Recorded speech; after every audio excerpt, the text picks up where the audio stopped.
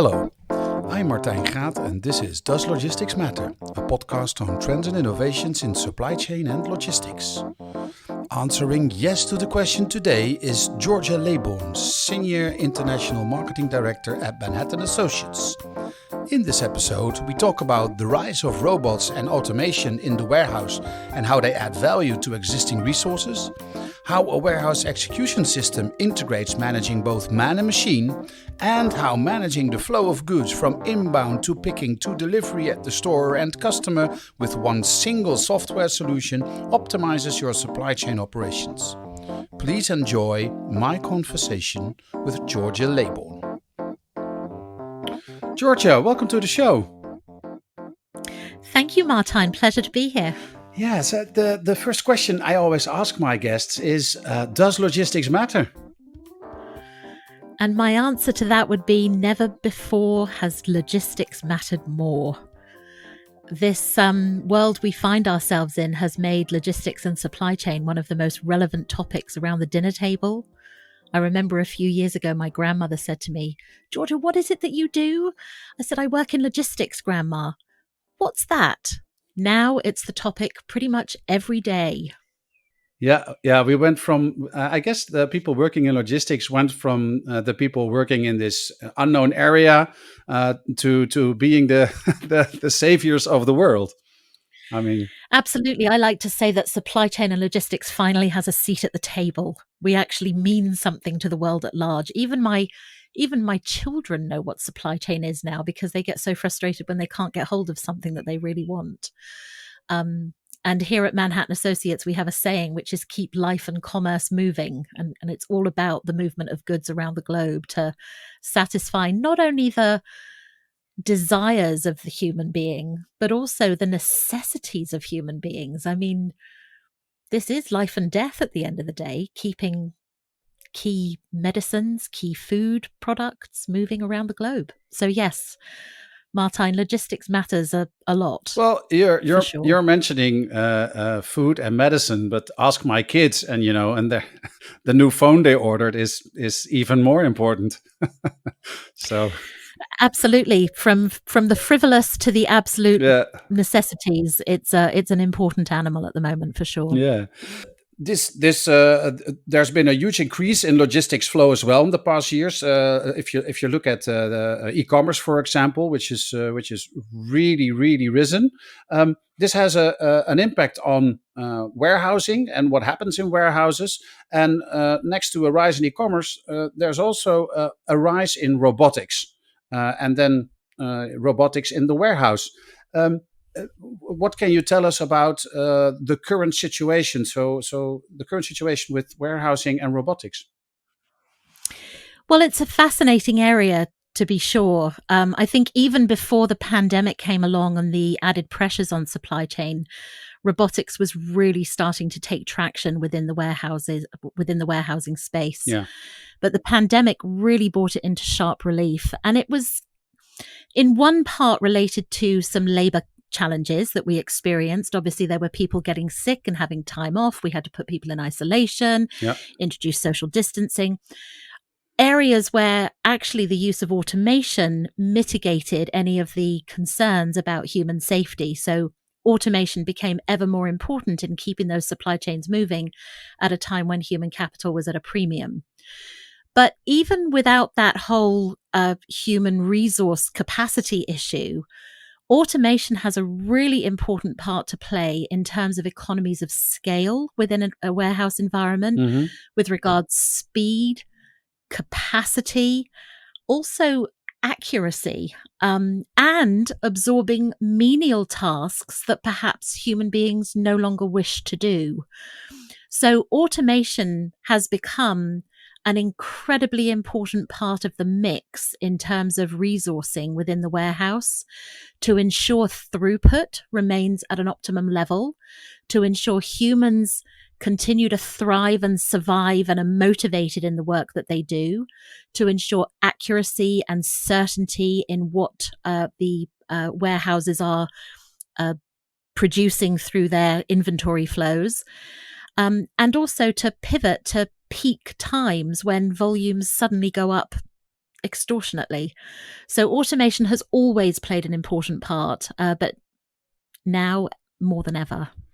Yeah, you said you said something interesting. You said something about the safety of warehouse workers. Um, do you mean in working with robots or? Oh, no, not at all.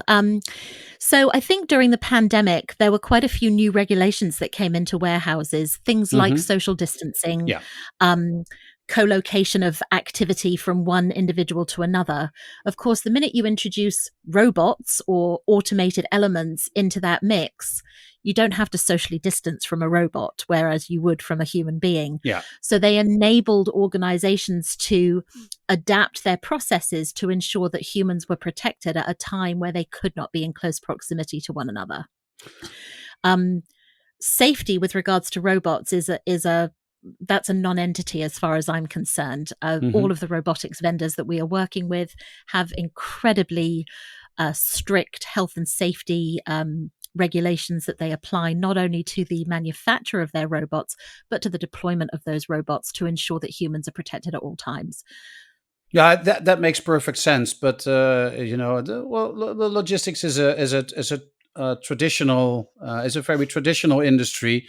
So the so it could be that the image that the traditional logistics companies have about robots is that there might be a danger if you put them in a warehouse. But I can see that no. No producer in their right mind would put a dangerous machine close to human beings. No, and all of these organizations have to undertake risk assessments and health and safety assessments and put mitigation practices in place to ensure that humans aren't compromised by, sliding doors or mechanisms that are rotating and all this kind of thing. So there's no issue there at all. I think actually the coexistence of robots, automation, machinery, call it what you will, and a human resource is absolutely paramount, because this is not a case of robots taking over the world and replacing human labor in any way, shape, or form. This, to my mind, the logistics industry needs to embrace automation as a value add to the existing human resources that they deploy within their manufacturing and warehouse centers. And that coexistence is crucial. And one of the things I talk about regularly is juggling man and machine, Yeah. because it takes different processes. Different processes need either a machine or a human, depending on the size, the capacity, the shape, the volume, the speed, the changes that are going to happen during the process. And it's very, very important that an organization is to juggle each. One of the things that has always distressed me is when people think it's an either or question. Yeah. I've got this DC over here. Is it going to be automated or manual? Oh, and I've got that one over there. Maybe that one should be manual and this one should be automated. Well, actually, you can combine both in a single DC and thus make that DC more flexible and more agile to the needs of your business. So that coexistence, that ability to do both in the same location is paramount. Yeah, and it gives you a much more flexibility because there's robots that can handle small units and there's robots that can handle complete pallets. I mean, we have the huge auto store warehouses that are dark. What do you call them? Dark Yeah, stores. yeah. The Yeah. dark store. Yeah. So the pallets just go in and out, and the same can be Yep. done with boxes. But what I found an interesting term also is the cobot. And Yes, yeah, and and absolutely. and maybe that's a better term because it actually signals that it's a machine that works together with humans instead of a robot that maybe for most signals that it's a replacement. Well, this is one of the fascinating things. And you mentioned AutoStore, and Exotech is another player who offers that kind of Yeah. large capacity, going up high, going out broad, three-dimensional capability with their caddies. And whenever you look at YouTube footage or video footage of these operations, they're absolutely spectacular, Yeah. watching these caddies go up and down, sideways, backwards, and forwards. And of course, in the video, there's not a human in sight. Now, if you were to pan back about 5 or 6 feet in any one of those videos, you will see the human resource Yeah. around and about orchestrating that amazing production that they've put on video. And that's where I absolutely come back to that coexistence of humans and machine together, because those phenomenal displays don't work without a human. And at the end of the day, it's the human that's going to be quality assessing before it goes out to market. Yeah, so the robots can take over the more I think menial tasks is the right word. Do the real simple things, so the human beings can put their time in actually adding value. Absolutely. And for me, that's absolutely the key, is ensuring that machines and humans are deployed for the right task. But that in itself leads us to another challenge, because Yeah. traditionally, man has been managed by a classic warehouse management system, Yeah. and a machine has been managed by the classic warehouse control system, Yeah. and never the twain shall meet. So you kind of got to decide further upstream what you're going to do when. More recently, technology has become available where something called a warehouse execution system Mm-hmm. has been embedded inside the WMS to enable orchestration of man and machines simultaneously. So one piece of technology is deciding when to deploy what, where, and when. And that, I think, is crucial to achieving those economies of scale, to achieving that throughput, and to ensuring that an organization can adjust to the criteria that is put before them as the day unfolds. So to put that into a prime example, if we go back to the concept that you've organized your warehouse on this particular day, and you're doing, a store replenishment wave, a huge volume, going through the warehouse is what we call a traditional wave process. In other words, it's pallet based, it's high volume. You've got multiple destinations that you're fulfilling, and it's kind of this cumbersome, huge task that's going to take a couple of hours to get through. Mm-hmm. Yeah. This is something that you can imagine would be configured beautifully through a conveyor belt, through a picking arm, through the caddy system, this large cumbersome wave that you have to do. And then suddenly a single pick priority e-com order comes through the system that needs to be fulfilled for same day delivery. And what the warehouse execution system is saying is, that's not optimum to redeploy a robot to do that. We'll get Fred over in lane 3 to run and pick that item. Yeah. And whenever I do a live example, it's like, multiply it by 10, 15, 20, 25, because it's never as simple as that, because it'll actually be 20 priority orders that fly in. It won't just be one. And, one of them will have 2 things and one of them will have 4 things.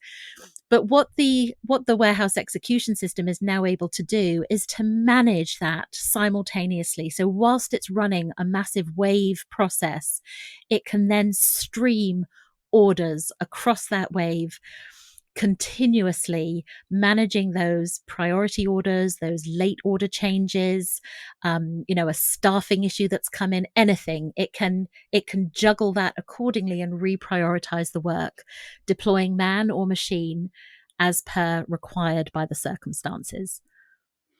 Yeah, and that makes perfect sense. And if you look back, then if a warehousing operation was collecting, a truck full of goods just because the store needs to be replenished, then that was it.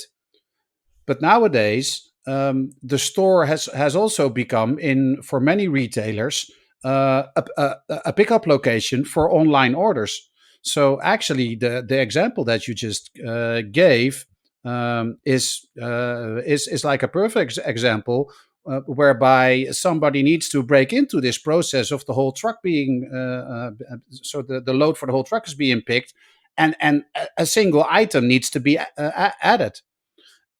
And we both know with the volumes of e-commerce that these loads for these stores that also do pickup, that I can imagine there's almost a constant change.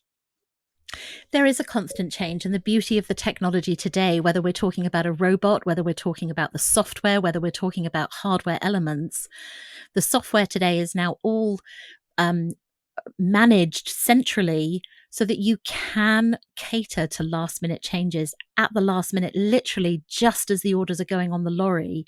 It is possible to manage that change without breaking the larger process, without compromising your productivity, without compromising your delivery times, because all of the technology is working in tandem with each other to ensure an optimized process for the operation. Yes, and and if you look at it in a traditional way, then you had the warehouse management system who would produce these work orders, and then robot, the robot management system would, Yes, oh, how are we going to do this? And then if there's a change, then the other system needs to say, oh, but then I need to recalculate, and that's not the case here, because it's a constant flow back and forth of options and absolutely. possibilities. It was like that classic situation where the left hand wasn't talking to the right hand and Yeah. would clash upon moment of convergence. And it would be like, okay, we've got a black hole because we haven't done that bit, or we've got duplication because we've done it twice, but with two different processes. So I think the beauty of today and this juggling of man and machine, this bringing them together, this working in tandem, ensures that not only can you optimize the process, but you can ensure that they're in sync with one another, and therefore delivering for the ultimate customer, which is the consumer who's waiting to get their hands on the inventory that all of these resources are handling in the first place. Yeah, and I guess that is why it's a huge advantage if you run a warehouse where the systems, the software systems that are managing all the processes are connected from the first moment to the last moment, which is to say the moment where the order comes in, then where the warehouse needs to be managed, the robots need to be managed, but also if an emergency order comes in and a truck needs to wait, then that has implications for the whole transportation management as well. And that needs to be, a truck maybe has to wait or has to be rerouted, or so then you have the complete flow in one hand. You do indeed, and this is, what you've just outlined, Martijn, is to all intents and purposes the premise behind the Manhattan Active platform Yeah. that we've developed, which is this cloud native, microservices architected, componentized platform upon which all of that technology sits, orchestrating the allocation of the inventory in the first place, where it's going to be fulfilled from, whether it's going to go through an automated process or a manual process, whether it's going to be shipped by truck, shipped by carrier, and how the customer is then going to lay their hands on it. It's all on the same platform, utilizing the same picture. Everyone can see the same view, the same energy that's going into getting that order to the consumer. And for me, that's one of the most important things for supply chain and logistics. This change that we spoke about at the beginning, where logistics has now become incredibly important and does matter, is absolutely crucial for the certainty and reliability of giving the customer what they want, when they want it, when we said we were going to do it for them. And if we can achieve that, then logistics is no longer a cost center. It's actually providing a revenue opportunity for the organization through the customer loyalty that it can bring through delivering correctly in the first place.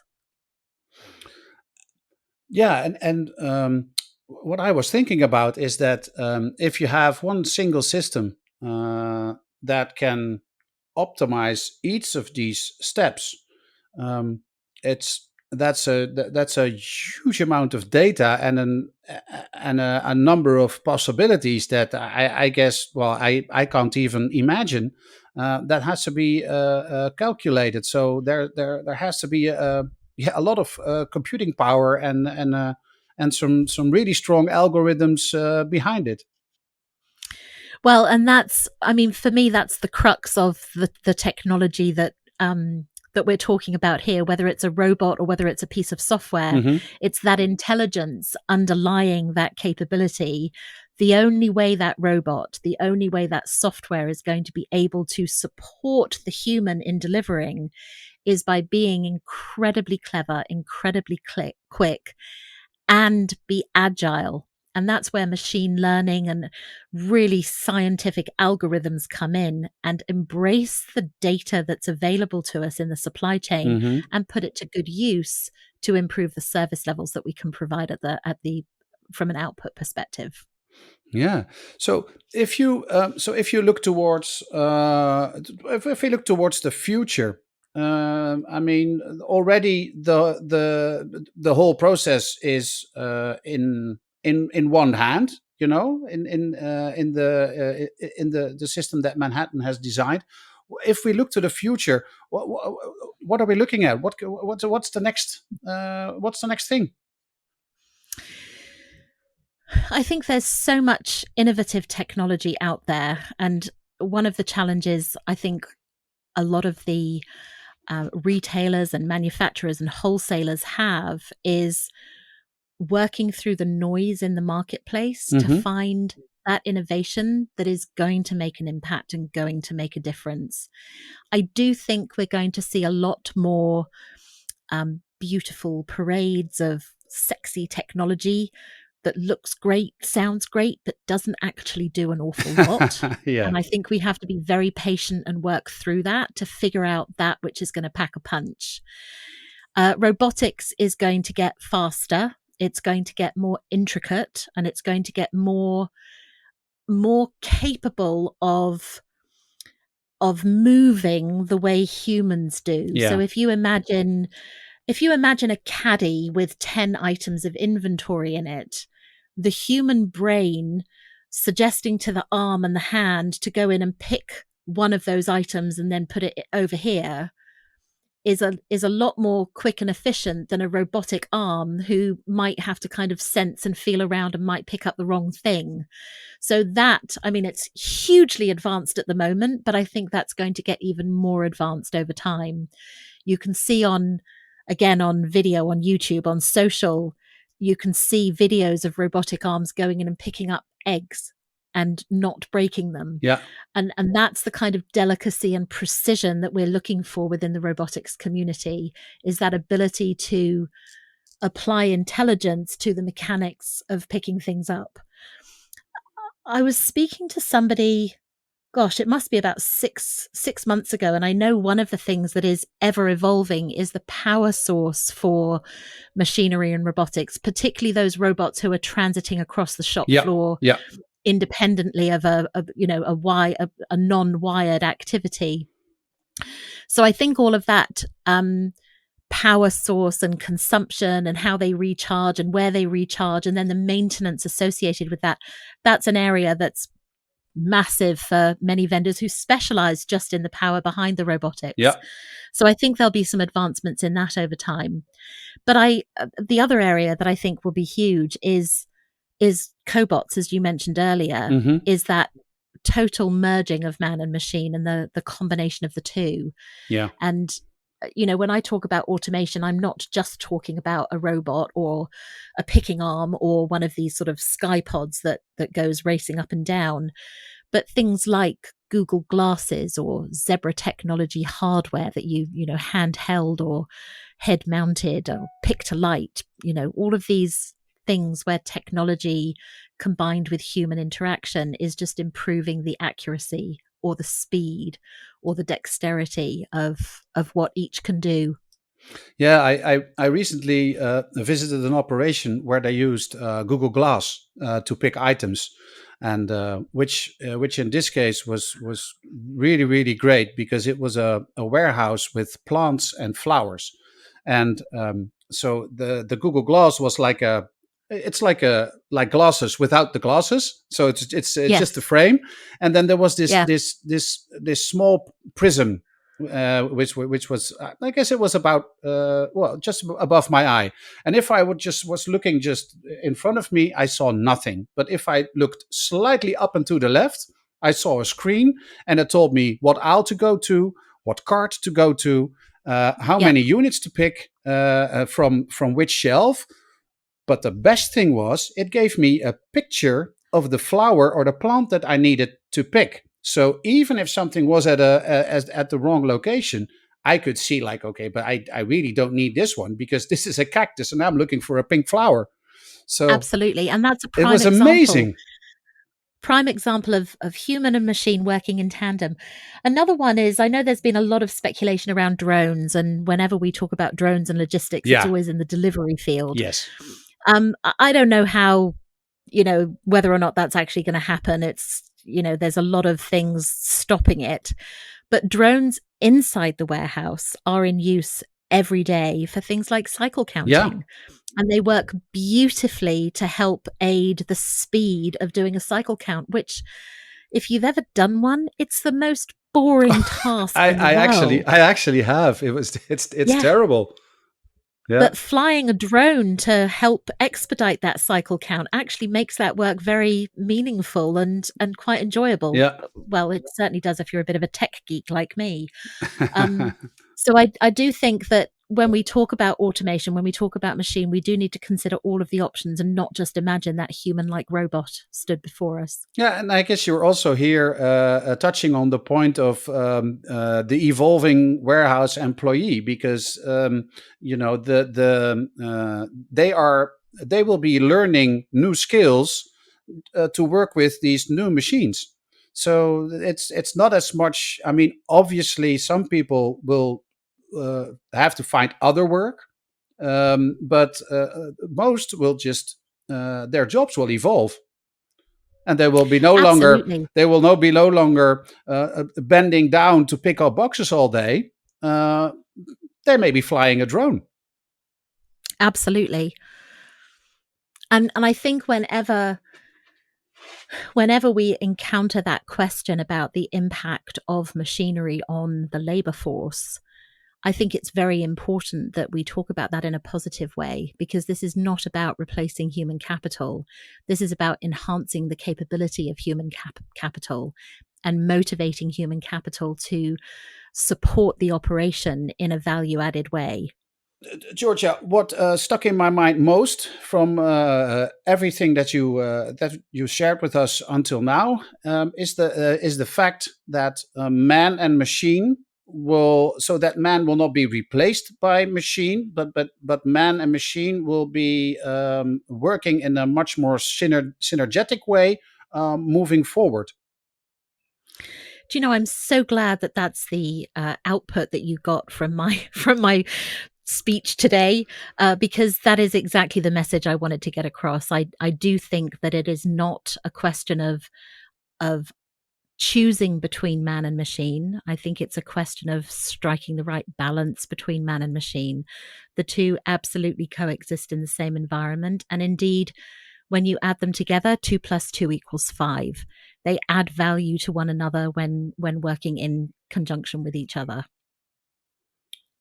We're in for some awesome developments moving forward. For sure. And I think one of the interesting things about the role I have as a marketeer is getting this message across. Now, Yeah. there are two types of parties that I want to be able to talk to. The first is the party that knows pretty much everything about the operation, about the warehouse, about robotics, about human labor. They're just trying to match the two together, and they need some technology to do it. Yeah. And that's less of my baby. That's more to do with our commercial team going in and showing people how it's done. But what I want to do is to help encourage and enlighten people who perhaps haven't yet delved into the world of robotics. And the way I tend to do that is by focusing on the value that automation can bring to the operation. And that is going back to the true value proposition of productivity in your workforce, throughput in terms of what you're delivering, speed to market, agility when you need to pivot quickly. If the last 2 years has taught us anything, for logistics to truly support the business, it has to be able to flex and adapt. And when you combine a man and a machine together in your operation, you are giving yourself the best chance to be agile and adapt to whatever this wonderful world we live in throws at you. Excellent. Georgia, thank you very much for sharing your knowledge and experience with us when it comes to robots in the warehouse and explaining how this works and especially how you see this in the future. As I said, I'm very much looking forward to what's coming. Indeed. Well, thank you very much for having me, Martijn. It's been a pleasure, and I wish you all the best. Thank you for listening to Does Logistics Matter? For more on trends and innovations in supply chain and logistics, visit our blog on logisticsmatter.com. This podcast was recorded and produced by Dimitri Vleugel. The music is based on a sample by Ragaman and produced by Michael Spengler. This episode was sponsored by Manhattan Associates. Manhattan Associates is a technology leader in supply chain and omnichannel commerce. They unite information across the enterprise, converging front-end sales with back-end supply chain execution. Their software, platform, technology, and unmatched experience help drive both top-line growth and bottom-line profitability for their customers. For more information, visit www.manh.com. That's MANH.com.